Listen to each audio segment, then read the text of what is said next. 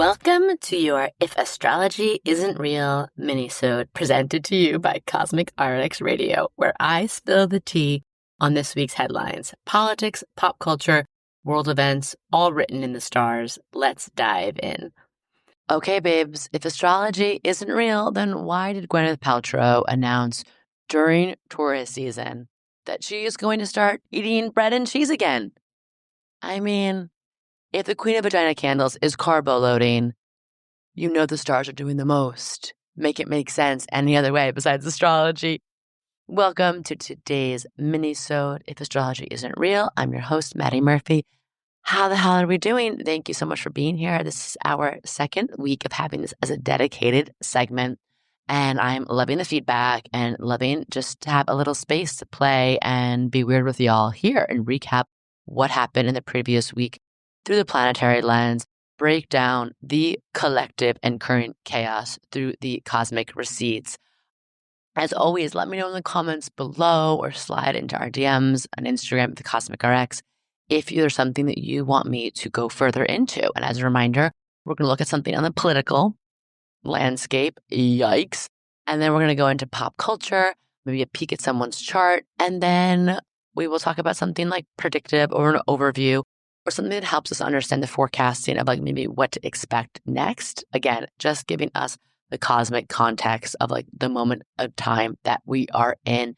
So politics, as always, there's so much to talk about. I'm like, ay, like the mineral deal with the Ukraine, more of these effed up immigration policies and ICE. I'm like, I don't even know. But I realized after a lot of you slid in my DMs about things, I just want to talk about the Aries of it all. I say that because Neptune moved into Aries March 30th. And this is huge. Neptune is all about our spiritual ideals, and Aries is the sign of the warrior, right? And then this week, April 30th, on Wednesday, Venus moved into Aries. Venus had been Aries retrograde in March, right? And now sort of returning to some things from March. And I just was thinking of the Aries of it all. This month, end of May, Saturn moves into Aries. And every zodiac sign has the shadow and the light. So we have to honor that, right? Like there's the high octave, the low octave. The low octave of some of this Aries energy does have people fighting. It has people in war. It's a very militant sign, right? Or it could have us acting brash, rash, or doing things just for ourselves. In the high octave, Aries is like standing up for yourself. Aries is, I believe, the defender of the underdog. Aries, I think, really always the Aries I know in my life really stand up for, speak out on when they see things happening, especially to those who maybe don't have as much voice or privilege, whether they're marginalized or vulnerable, or it's like the environment, where there's not a physical voice attached. So I think that as we pay attention to what's going to be happening, like the Saturn, Neptune, Aries of it all might bring more intensity, more things that feel like war, more of this like martial law feeling here in the United States. But it also may bring people standing up for what they believe in, maybe waking up from some of the illusion, delusion, fog, fake news, deep fake energy, culty energy of Neptune and Pisces.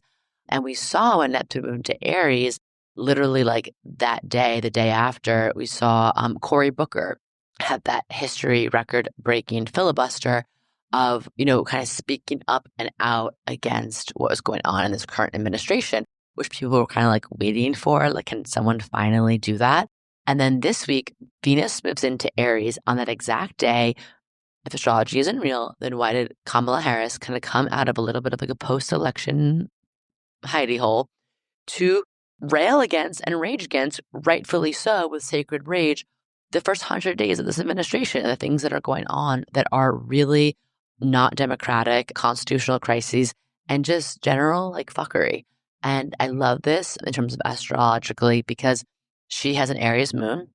So like this is part of her. And also Venus in Aries. When we see Venus in Aries moments in history, we usually do see either women or the feminine speaking up, speaking out, or again, people advocating Aries, warrior, for Venus, the feminine. So I thought this was a cool moment, especially because I think the Democratic Party was having a little bit like, okay, we don't need another like politely worded letter of like, I'm disappointed in you from Chuck Schumer. Like we need some people getting mad, getting in our face. And I don't know if like what Kamala's going to do this point forward.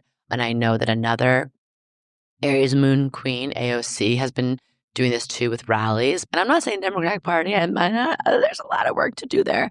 But I did think it was interesting in this Venus and Aries moment to the day we saw this. So stay tuned. Let me know in the comments below if you see anything in the coming week that feels really, Venus working with Aries, especially with Neptune alongside it.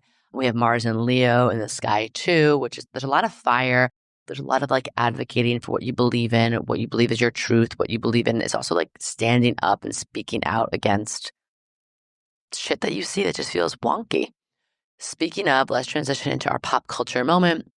A lot of you wanted me to break down and look at the chart of none other than Jalen Hurts, quarterback for the Super Bowl winning Philadelphia Eagles. If you missed it, as is customary, the Eagles won the Super Bowl this year, and it is traditional for the winning team to go to the White House to hang out with the prez. And yeah, like half of the team was like, how about no, I'm busy. So I love the thing of like, next time someone invites me to an event I don't want to go to, I'm just going to send them a picture of Jalen Hurts and be like, sorry. So I had to peek at Jalen Hurts' chart. Just kind of an interesting person to me in general. During this year's Super Bowl, my cousin alerted me that he has the only all-female management team, which we love. And I think it's rare for anyone to even have even a female agent, much less a whole team. So it's like his agent, manager, marketing manager, 2 communication staffers are all women. So I'm like, what is going on in this man's chart? So he is a Leo sun, which I'm like, okay, again, standing up for what we believe in. Leos are very courageous. Leos can't fake nothing. If you ever met a Leo with an ego is what I was trying to say, but a Leo also works. Leos have natural leadership skills. They lead from the heart space. So there's passion, competitive edge for sure. And there's Leos face challenges head on. Leos aren't afraid to be themselves.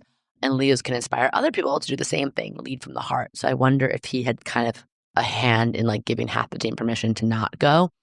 And then to balance that in an interesting way, he has an Aquarius moon, which means he was born on or near a full moon. Whenever we see the opposite sun and moon sign, we can kind of clue into that, which means he is here for himself to be a leader, the I, the me of that fire. But he also cares about the we and the collective and progress and doing things from a little bit more values-based, visionary-based, community-based perspective. He wants to he cares about what we're doing as a society. So I thought it was kind of cool seeing that his Mercury is in Leo.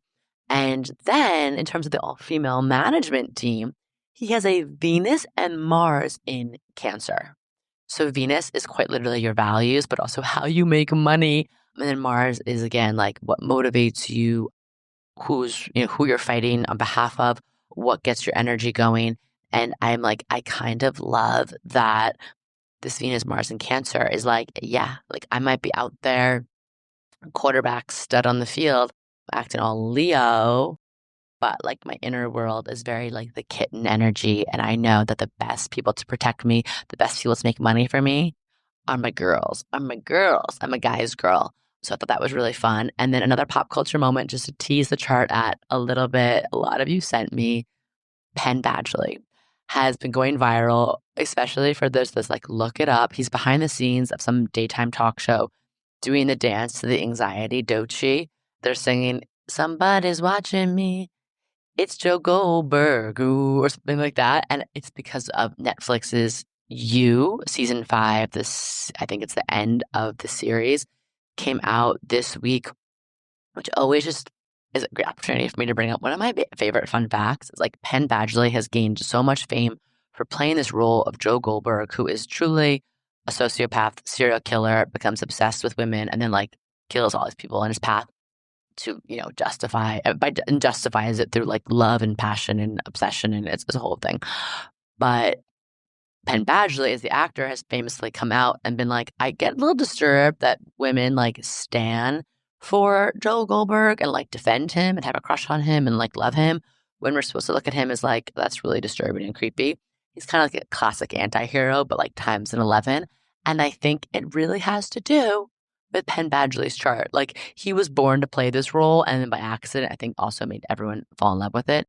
Because if astrology isn't real, then why does Penn Badgley have leapt into fame? They're playing Joe Goldberg, have the most planets in Scorpio ever. I am talking, he has a Scorpio sun. He has a Venus in Scorpio. He has a Moon in Scorpio, Mercury in Scorpio, and of course, Pluto. So he's got a whole lot going on in his chart that was born to play the role of Joe Goldberg, and whoopsie daisy also made everyone fall in love with him because Scorpios, they are passionate. They will kill for those they love, but also they're very magnetic. We can't help but falling in love with them. Let me know in the comments below what you think. If you checked out his chart, what do we think of Penn Badgley? I think this video of him dancing was so cute. And one of my internet crushes, Blakely Thornton, did a really fun little commentary on Instagram. Go check it out. Okay, so the last thing for forecasting, just looking ahead, we are in the North Node in Pisces, South Node in Virgo. And the nodes correlate to the nodes of the moon. In mundane astrology, the moon always has to do with the people. And I've talked about that the North Node is a way of sort of trend forecasting, is a way of sort of understanding what's going to be hot in the cultural conversation or the zeitgeist. What are we going towards? What are we moving away from? It's the ultimate in out list, right? Do don't list. So North Node in Pisces. Some of you sent me that what's in for fashion this week or this summer, not this week, is Fisherman Fashion. What? Catch of the day couture. I guess galoshes and slickers are on the runway for what we're all going to be wearing this summer. I mean, not we, but the collective. And I'm I can't believe it. I looked it up. It is indeed true. So let me know in the comments below, what do we think about Fisherman Fashion? And also let me know other North Node and Pisces trends you see. Next week, I would love to get into, we have a little bit more time. I am trying to keep these mini-sodes. South Node in Virgo, I think is going to be bringing up some very interesting turning away from clean girl aesthetic, Pilates princess life. We can get more into that next episode.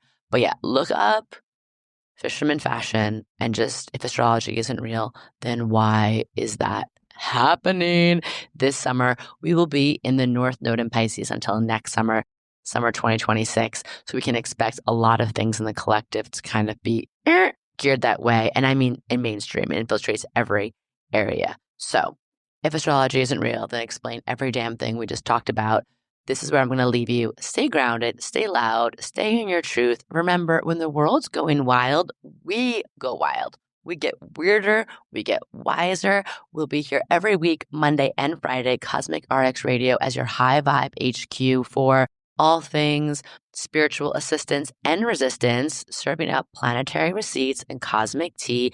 Keep your aura clean, your charts checked, and don't let anybody make you believe you're nothing but absolutely freaking perfect. Signed, your cosmic consultant, MADI Murphy. Until next week. Mwah.